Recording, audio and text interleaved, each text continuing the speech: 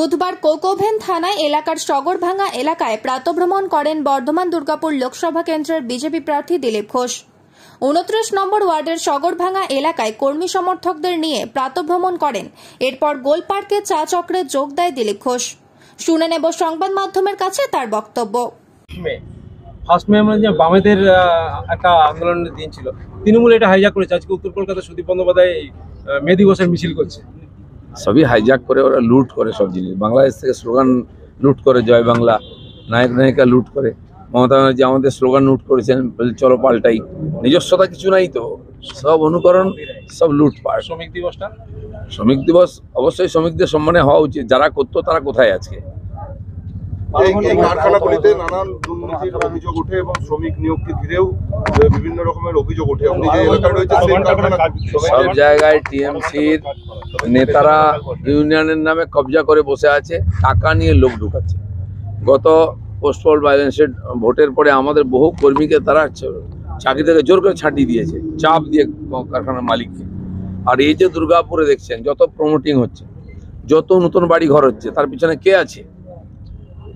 আমাদের বা আপনি নিজে বাড়ি করতে যান, মাসের পর মাস আপনাকে প্ল্যান পাস করার জন্য ঘুরতে হবে।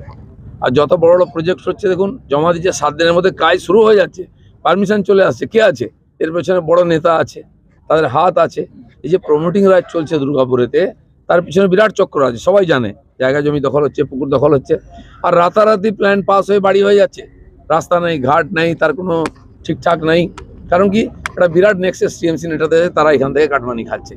কেন সাধারণ মানুষের বাড়ি বা অন্য কোনো প্রজেক্ট আটকে দেওয়া হচ্ছে, ব্যবসায়িক প্রতিষ্ঠানে আটকে দেওয়া হচ্ছে। কিন্তু কিছু বিশেষ লোক যে প্রজেক্টগুলো করছে সেগুলো রাতারাতি পাস হয়ে যাচ্ছে। আজকে মে দিবসের দিন সব থেকে শ্রমিকদের যে বেতন পাওয়ার কথা 400 কত টাকা তাদের যে মূল্য, সেটা তারা পায় না। সেখান থেকে কাটমানির ভাগ যায় নেতাদের পকেটে।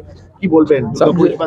না, সব জায়গায় এখন এটা চলছে। যারা ইউনিয়নবাজি করতেন শ্রমিকদের জন্য করে কারখানা বন্ধ করেছিলেন, তারা আজকে শ্রমিকদের সঙ্গে কেন নেই?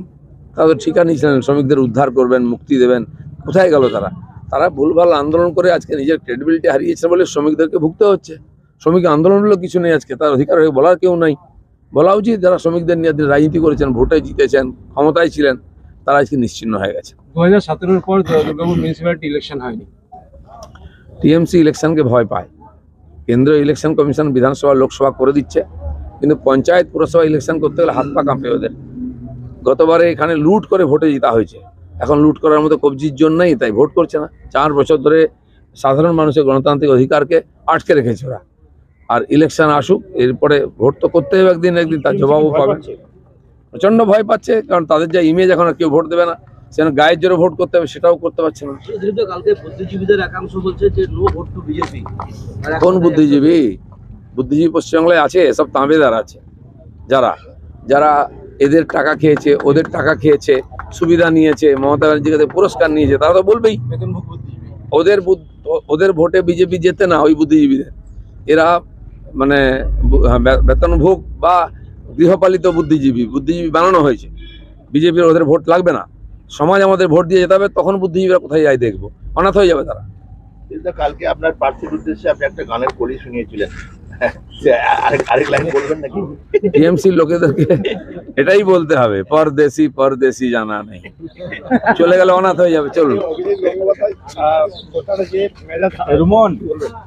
অভিজিৎ বাবু এত গরমে আর এত হাই সুগারের রোগী, ওনার পক্ষে কষ্টকর, সেই জন্য সাবধান থাকা উচিত।